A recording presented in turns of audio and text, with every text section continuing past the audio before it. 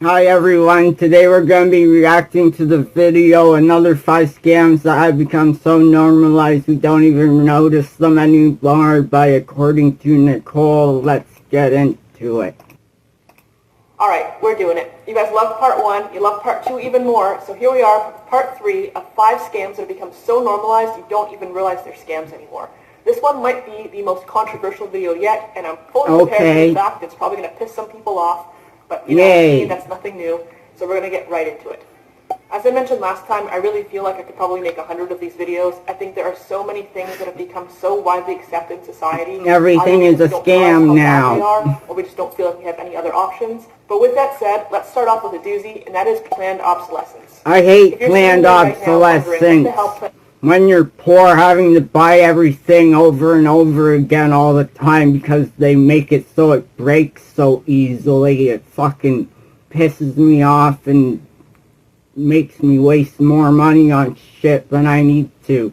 I like to buy something once and it lasts me for as long as possible. Planned obsolescences, let me tell you. Planned obsolescence is when companies manufacture products that are designed to fail on purpose. Maybe they're designed to become obsolete after a short period of time, or they're designed to specifically break, or start malfunctioning, or become worn out, and more specifically, they're designed to be either unfixable or cost-prohibitive to fix. I heard that, I think France recently passed a law that makes planned obsolescence illegal in France, I think it is. I heard it a few months ago. Meaning that either they simply can't be repaired, or that the cost of the repairs is so high that there's no sense in even repairing them. You're better off. Yeah, that sucks. We see this with everything. We see this with home appliances, with phones, and laptops, and all sorts of electronics. We see this with cars. We see this with pretty much everything. And all those things are fucking expensive, and you don't want to be buying them multiple fucking times. Just because the companies that make them want to be freaking greedy. It's very likely that your parents, and specifically your grandparents, had the same home appliances, the same fridge, the same stove, the same dishwasher, washer, dryer, all that stuff, probably for decades. That used to be normal. It wasn't just good luck.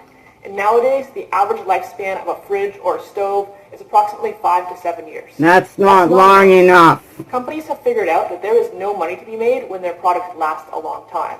What incentive do they have to sell you something that you're virtually never going to have to replace, or that you're only going to have to replace every 20 years?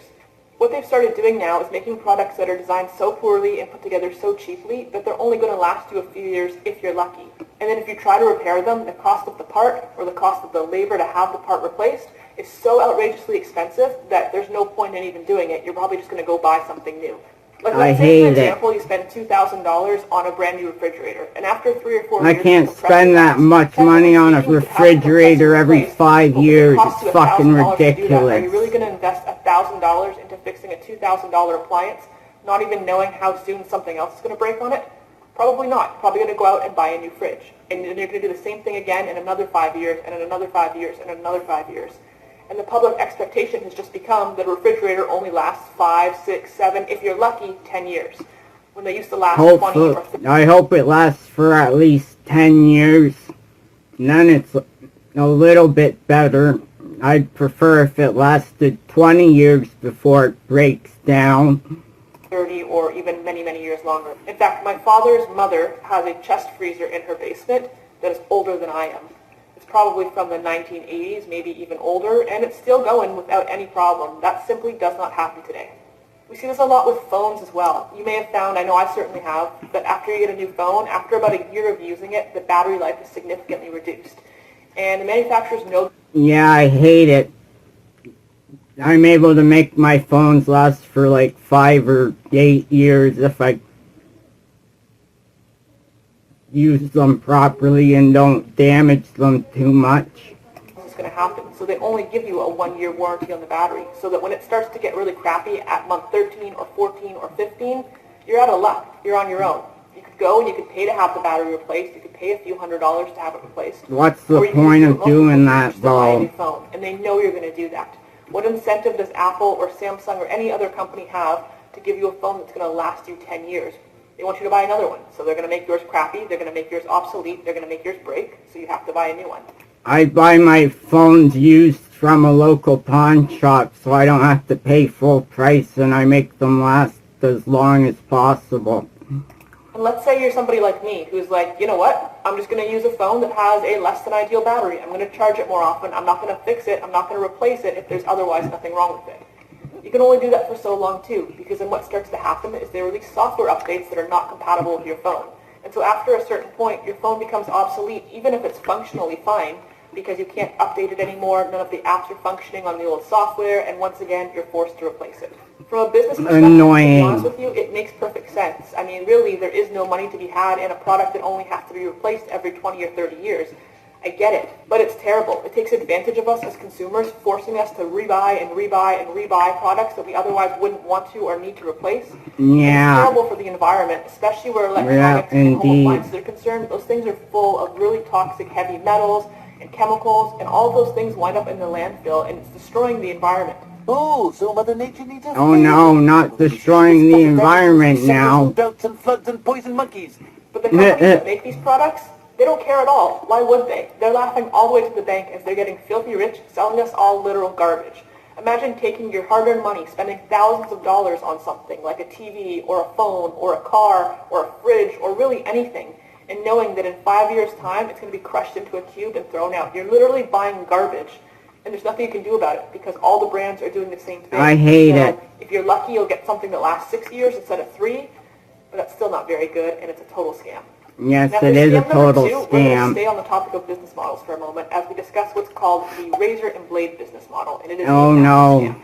The razor and blade business model was originated by Gillette, hence the name, and essentially it's where they would sell you a very reasonably priced razor handle and then lock you into their ecosystem of having to buy and rebuy the very expensive razor cartridges that go with that handle. Yeah, the But of razor course, this is blades not are unique to fucking razors. too We see it with expensive everything. to buy. Printers and printer ink comes to mind immediately. That was a really big one. I where, hate again, you buying buy a printer printer that was ink. pretty cheap. It was like $30 or $40, but they would cost you $100 to buy the ink refills. Keurig is another one. All the little I don't coffee pods use where you buy the Keurig. machines, It's and a again, waste tie of them into money. brand obsolescence as well because those machines are awful and they only last like 6 months to a year. But basically, they would sell you this coffee machine for like $80 to $100, which seems like a reasonable investment. That's and then too lock you much. into having to buy their coffee pods, which are really where they're making their money. It's almost a bit of a loss leader. Like the companies that I sell hate the printers or stupid sell Keurig coffee pods. machines, they're taking a loss when they sell you that machine initially. They're probably selling it to you for less than it cost them to make. But they don't care because they're getting... I don't like the Keurig and their coffee pods because the coffee pods are only good for making one coffee out of them. I just use a kettle and I use instant coffee and it's a lot cheaper than using a stupid Keurig. rich off of you buying refills. In my opinion, the razor and blade business model is the origin of the subscription business model that we see so prevalently today. Long gone are the days where you'd go and buy something, pay for it once, and own it forever. Now I miss everything is those subscription, and days. it sucks because it means you're never fully done paying I for hate anything. And I think that all began subscriptions. with the razor and blade model, where they learned they can lock you in and keep you as a customer for life, forcing you to rebuy and rebuy and rebuy by making things proprietary when they really shouldn't be. I changed the blades on my Gillette razor that has like 4 or 5 blades on it every season, so I only used 4 razor blades in a year. Things like razor blades and coffee pods and printer ink could all be generic. They could allow you to freely switch between one brand to the other and maintain your original hardware. But why would they do that, right? More than that, they could just charge you a more reasonable fee for the initial purchase and then allow you to buy the refills at a more affordable price. They could charge you that'd more for be the printer nice. and sell you the ink at a reasonable price. They could charge you more for the Keurig machine, make it last longer, and then sell you the pods for a cheaper price. But why would they do that? Because Like they're most things in greedy life, it's a scam. bastards. Alright, point number 3 is probably going to be the most controversial thing I've ever said on this channel to date, but we're going for it. Scam number 3 is religion. Organized religion. All of it. I hate I'm not targeting anybody religion. specifically here. I was born and raised Catholic, and I went to a Catholic high school in the town I live in. And I questioned everything in the Bible and in the religion, and found out recently a lot of my suspicions about what I thought was off was correct. All religions are a scam, and there's a number of reasons Yeah. why they're a scam. Religion easily has the greatest bullshit story ever told. Indubitably.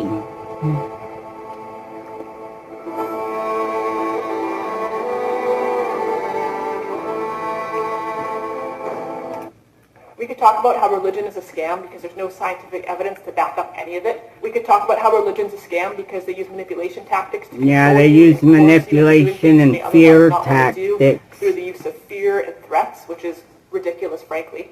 We could talk about how religion is a scam because most of us were indoctrinated into it at such a young age that we didn't have any understanding or any context or any ability to question anything we were being told. We can talk about how religion is a scam because it's been used as leverage to divide us all up, pit us against each other, and to justify violence and genocide for centuries and centuries and centuries. Indeed. But that's not what we're going to talk about. We're going to talk about why religion is a scam because they use it as leverage to take your money. Yeah, they do want you to pay to go to church, which is fucking stupid. They make you pay to go to church, and you don't really need to go to church to worship God and pray to God and read the Bible. You can do all that stuff at home, and it's just as good. And it's free to do it at home. He always needs money. Despite everything I just said, I do believe, and I want to say this from the jump here, that everybody has That's the how right the to priest practice makes and believe his whatever money. religious stuff they want to believe. That's totally up to you. None of my business, not my problem, quite frankly. But what I find really interesting is that every religion relies on somehow extorting money from its followers. And there are many avenues that they use to do this. We could talk about it from a consumerism standpoint of following all these holidays, which encourage you to spend money on gifts and decor and all this stuff to celebrate something that doesn't really need to be celebrated. It probably isn't true. I'm going to piss people off, man. Oh boy. We could also talk about how the religious institutions guilt its members into paying to be a part of the congregation or be a part of the community. We could talk about how religions set various rules of what you can and can't do, and often the things I don't like being told what I can and can't do. To you, and they guilt you into spending more money than you can afford or that you want to spend or that you're comfortable spending on certain things because that's how your religion chooses to do things. This is a really broad topic that we could probably spend hours and hours talking about. I will spare you. My goal here is not to alienate, offend, or criticize anybody specifically, but I'm probably going to do all of those things with what I'm about to say, which is that I fully believe that the only reason that religion still exists, that it's still as prevalent as it is in today's society, despite the wealth of knowledge and information accessible to us, is because it is big money. It is a big industry. And there are a ton of people who have a very high vested interest in making sure that it maintains relevance even when it's not really relevant at all.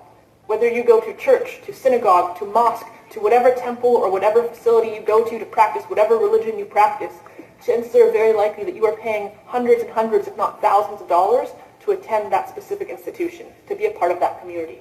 And they'll try and tell you, oh, you're a part of our community, you're a part of our family. Then why do you have to pay to be a part of the family? Like, this doesn't really make sense to me. Stupid. Not only does it cost you money just to be a part of that community, but it costs you even more money every time they come to you asking for donations. And it costs you even more money every time there's some sort of life event that occurs that is centered around that religion. If a baby is born, if some... I recently found out that the Jehovah's Witnesses, they make their members of their community pay 10% of what they make in a year to their church for some stupid reason. Somebody dies, if there's a baptism, if there's a bar mitzvah, everything is siphoning money out of you constantly. And somebody's getting rich, that's all I'm saying. I don't know who, but somebody. Yeah. I have a theory that some of the religious leaders probably don't even believe the things that they're telling you, but it is their job. Indeed. And they have become so infiltrated into this industry, and they're making so much money that, of course, they're going to keep up the narrative because they have no job if they don't. Maybe that's an unpopular opinion or a hot take. I'm sure I'm going to get lambasted for this one. But at the end of the day, if something is truly a part of your community and a part of your family, then you shouldn't be having to pay money to be involved. At some point last year, I got a comment on one of my videos from somebody who told me they were an elderly person and they were on disability and they had a handicap and they were very, very strapped for cash. And she laid out her entire budget for me in the comment and basically was spending more money than she had coming in every single month just to survive. Oh, that's horrible. And 10% of her income, which was just disability and social insurance, she doesn't have a job, 10% of the income she brought in, she was donating to her church. And I suggested that that's probably not a good use of her money given the situation she's in. Otherwise, definitely not a good use of her money. Happy, but she's basically starving to death, and she's giving 10% of her income to her church. She was completely indignant and refused to even consider cutting that donation as an option. And from my perspective, if her church knows her and knows the position she's in, which I can only assume that they do, it is predatory of them to even accept her money. They should be helping her, not taking her money from her. Yeah. And they don't care because they're getting rich. In fact, I was recently talking to somebody who attends a synagogue, and apparently they pay the annual membership fee. I have no idea how much that is, but they've been attending the synagogue for decades. Their family's been involved in this community forever, and there's a holiday coming up, and the synagogue is hosting a dinner, and they wanted to attend the dinner. And the price for the dinner was $300 or $400 Oh my per person. goodness. And this person said to the What rabbi, a "You know rip-off. I really want to attend this. Our family is very involved Total in the community, scam. but we're having some money problems lately, and we can't come up with that amount of money to attend the dinner." And the rabbi basically shrugged and walked away and told him he was on his own. And from my perspective, everything that they're saying is true, and it's about family and community and helping each other, and it's supposed to be a positive light in your life. Then they should be flattered to have him involved, or they should be telling him that he can just pay whatever he can afford, and for them to basically just turn their back and walk away, to me, to solidify. A couple of years before COVID, the Muslim mosque in my town had free suppers during the weekdays, and I went and checked it out and got free food there. And I talked to a bunch of the Muslims at the mosque, and they were all really nice and friendly. Is my opinion that it's an absolute scam, and we see it all over the place. Like I said, it's not. And I didn't have to pay anything to eat. It's all of it. First, let's start with ways that Memo Mind is better. Number one, speakers with Harman audio. If you follow a religion, I'm happy for you. I hope that it is a light of positivity in your life. I hope that it's not something that you use to spread hate or justify making your life or anybody else's more difficult. Yeah. If you're just spending money that you don't have to be a part of something that you feel guilty not being a part of, maybe it's time to take a step back. Yeah, take a step back. back. This video is going to get demonetized. I hope not. Oh well. All right, well, if I haven't been canceled yet, let's move on to point number 4. Scam number 4 is Ticketmaster. This one has pissed me off for a really long time. I've been attending live concerts and seeing bands since I was basically 12 years old. It's something that has always been really special to me and really important to me. And the entire time, Ticketmaster has been nothing but a thorn in my side. Ticketmaster has a monopoly, and monopolies are supposed to be illegal, but apparently they get away with it, and it was made even worse when they decided to merge with Live Nation a number of years ago. Live Nation owns the vast majority of the prominent venues across North America, and maybe even the world. I don't know about that part, but definitely across North America.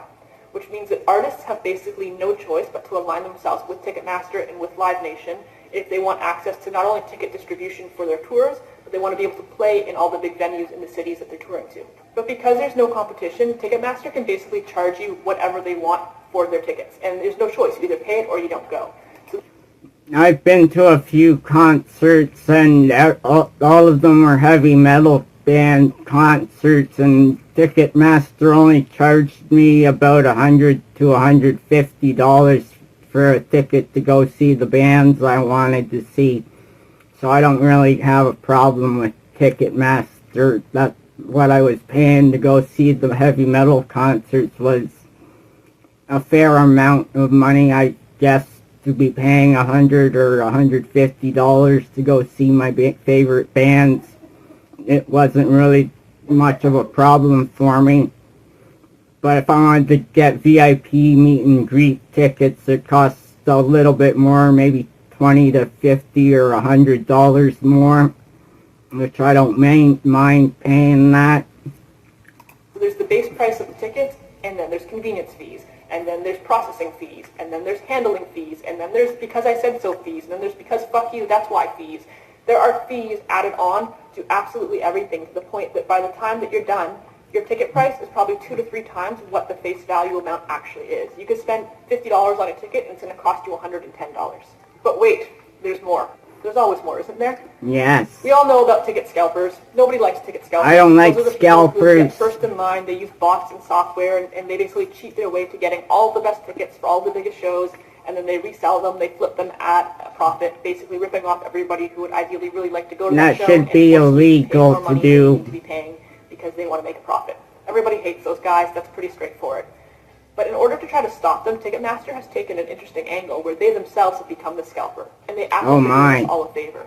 They're going to beat the bots. They're going to make sure that scalpers can't get tickets so that they can't resell them to you at a higher price. And the way they're going to do this is that Ticketmaster themselves are going to put a higher price on all of the good tickets. Oh my if you try to get goodness. tickets for any of the big shows in the last few years, from Blink-182 to Taylor Swift to Ed Sheeran, you'll see that the face value of tickets on their website can sometimes be thousands of dollars That's per ticket. insane. And that's not the actual face value. That is Ticketmaster either hiking up the prices on their own or allowing people to It's specifically because buy they're them and then popular immediately repost them musicians for that the sale majority back of on the website people at a like. heightened price. And Ticketmaster, of course, takes a cut off of whatever they sell a ticket for. So they haven't done anything to disincentivize scalpers. They've just become the platform to incentivize scalpers. And because they're making money on it, everybody's happy, except for us, except for the consumer, except for the fan who actually wants to go to the show.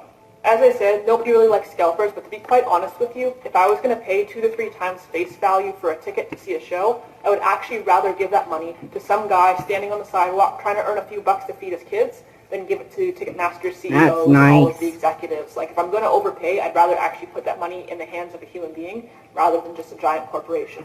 So really, all Ticketmaster has done is made things infinitely worse while trying to tell us that they're making it a lot better. And hopefully nobody's stupid enough to fall for that. Ticketmaster is an absolute scam, and unfortunately they have an illegal monopoly that nobody seems to want to do anything about, and it sucks. And I hope that changes one day, but it probably is not going to because money. That's why. All right, and finally, scam number 5 are food delivery apps. I'm talking about I don't use Uber food Eats, delivery DoorDash, apps. Skip the They're Dishes, stupid. Pandora, still exist. I've seen what the meals look like for most of like Hello Fresh, and I don't like the meals that they make. Too much vegetables and not enough meat. And I don't use DoorDash or Uber Eats or Skip because I'm not paying money to have food delivered to me. I'd rather just go and buy my groceries and make my food for myself. It's cheaper and easier. I don't know. There's probably a million more that I don't even know of. But these apps are absolutely ruining people's financial lives. We all know that eating out, whether you go to a restaurant or you get takeout or fast food, it's significantly more expensive. I don't eat out very much. I don't think there's anybody who doesn't know that by now. But what a lot of people don't realize is how much more they're paying even still when they use a meal delivery app. Not only are they charging you a service fee and a delivery fee, and of course you're expected to tip the driver who brings you your food, but a lot of people don't realize that the prices listed in those apps when you're ordering are significantly marked up from what the restaurant is charging directly. The reason for that is these apps charge the restaurants about 30% off the top of every order. So in order for the restaurant to still turn a profit when you order through Uber Eats or DoorDash or whatever else, they have to mark up their food. If you walk down the street into the pizza place, you could buy a pizza for $10. That exact same pizza is going to be $13 or $14 on the app. And then the service fee, and the delivery, and the tip, and now you're probably looking at about $20. So you're paying double what you'd be paying if you just went. I'm not paying that much to get food. I'll just go to the place and get it myself.